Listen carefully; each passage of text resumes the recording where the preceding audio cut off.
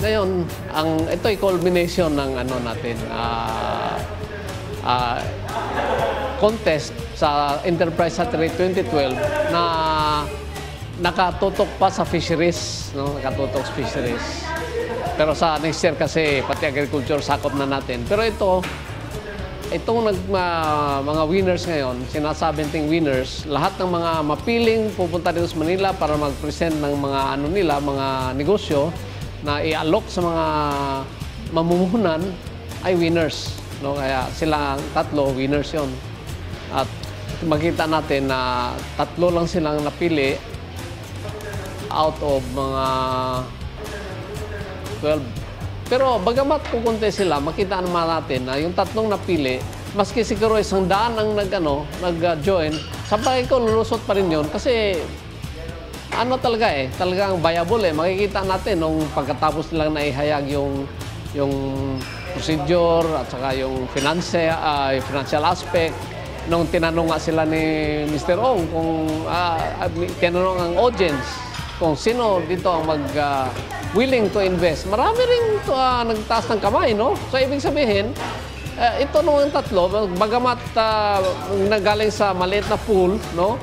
Sa palagay ko, maski nga 100 pa ang sumali ngayon, lulusot pa rin itong tatlo. Talagang viable naman yung negosyo nila, no?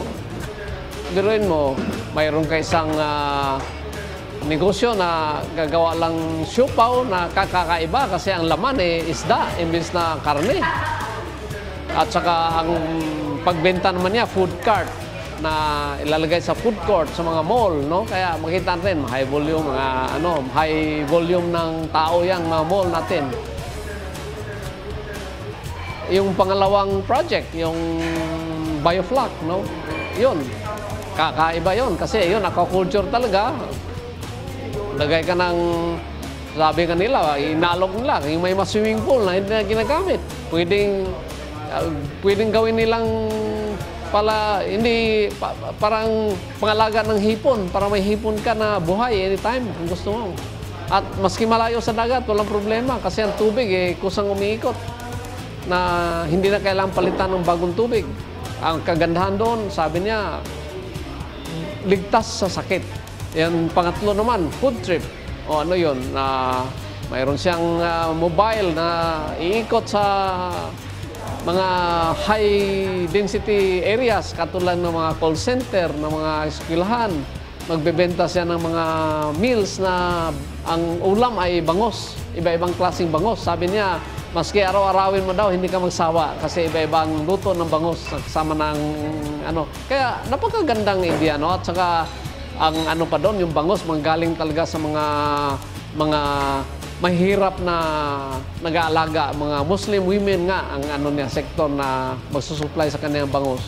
Ito'y kaya may social entrepreneurship na aspect, no? Pagkatapos, ang kagandahan nito, yun pang gagamitin ng sasakyan ay electric, hindi gagamit ng gasolina, kaya napaka-friendly din sa environment, Kaya makita natin napaka-imaginative ng mga idea at inasahan natin na para sa 2013, lalo na pinalawak natin yung contest natin na kasama ang agrikultura, lalo pang maraming ideya na makukuha natin.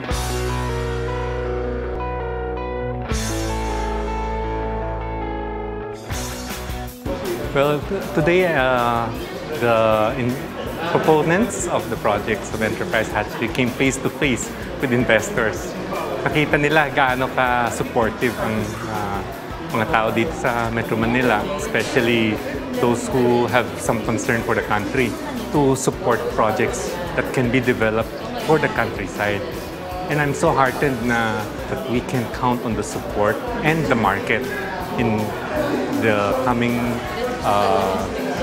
launching of the 3 winner projects. So we look forward to more exciting years as we try to go forward to reach 100 enterprise. Well, first time ko na maging involved sa something as big as this, as meaningful as this. Tsaka yung audience namin talagang heavy gatin. Very distinguished. So, feeling namin parang We were intimidated at first, pero ang ganda naman ng insights na it was a very good learning experience for us. And also, we felt that Sante and everybody was very sincere in trying to help us launch or trying to help us realize our business idea, our goals. Sobrang kaba as in. Kasi yung mga nakarap namin sa mga estimate ng tao. So it means a lot to present to them our presentation. So it's very nervous. Saka yung mga kasama namin, the other finalists are already has high background profile. So, and we were the youngest, so we were very pressured and stuff. First, you need to visualize what you want to do, what you want to venture, fisheries venture, and then, of course, you have the determination to develop this idea into a plan.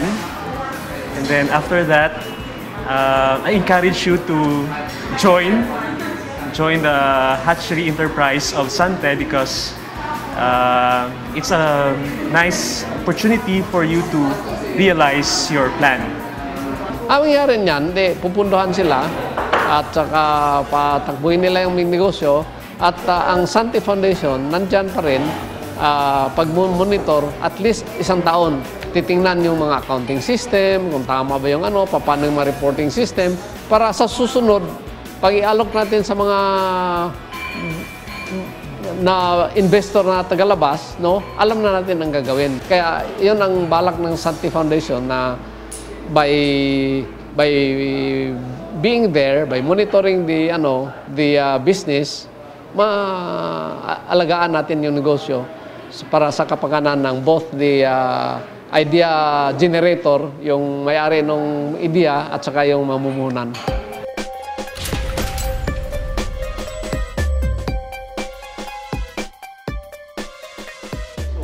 This opportunity does not come around every day. So I'm encouraging everyone, everybody, not just students, kahit yung mga professionals na medyo may innovative idea na pinaglalaruan sa likod ng kanilang mga kanya-kanyang isipan, na gamitin po natin yung Enterprise Hatchery as a tool na mapabilis.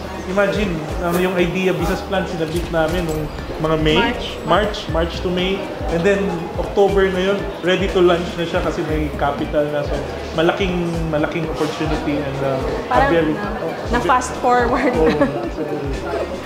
Nagpapasalamat po kami sa Sante, sa mga organizers, sa mga investors, sa opportunity binigay nila sa amin. Saka for the young entrepreneurs or want to be young entrepreneurs,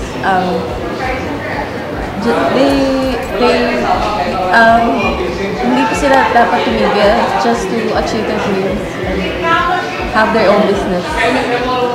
We would like to thank the organizers for having this affair or a venue for us to present our ideas, giving us the opportunity to somehow realize our goals. Kami natutuwa sa sa reception na lahat ng mga na in-invite namin, halos lahat nandito at walang umalis talagang they sat through, maski alam natin karamihan sa kanila mga busy mga managers, mga businessmen, businessmen in their own right, at alam natin na napakamahalaga ang oras kanila, pero they stayed and listened to all the presentation. Kaya yun, diyan kami natutuwa at ngayon sinisikapan namin para mas maraming sumali. Kaya we have been going around. Talagang galing na kami sa Northern Mindanao, nanggaling na kami sa Central Luzon, susunod punta namin Western Visayas, na doon na mag-co-host ang UP Visayas. Kasi siyang nanalo ngayon, sila lahat galing sa UP Visayas Yung dalawa pala galing sa UP Visayas, dalawa sa tatlo. Pagkatapos niyan, pupunta din kami Bicol. Sa Bicol University naman ang mag-host doon. At may Miss Jensen plus Southern Mindanao. At sa Central Visayas din. Sa Cebu. Punta naman yung Cebu State Technological University. No, yun. Kasi sila may College of Agriculture at Fisheries din. Kaya talagang umaasa kami na para sa Enterprise Hatchery 2013, mas lalong marami ang participants. Kayo, nakikinig dyan, kung nasa kayo, within the age of 18 to 35. Kasi ang target natin dito yung mga kabataan, youth sector. At ayon sa batas, hanggang 35 lang ang youth. Di ba? Kaya, yun, maski hindi kayo naka-attend ng mga bootcamp namin, tingnan lang yung ang website namin, nandyan lahat ng mga informasyon, nandyan lahat na mga forms, mga entry form, mga template para sa business plan, nandyan lahat sa website. Ito, www.santefoundation.org, no? Sulat ninyo para hindi makalimutan.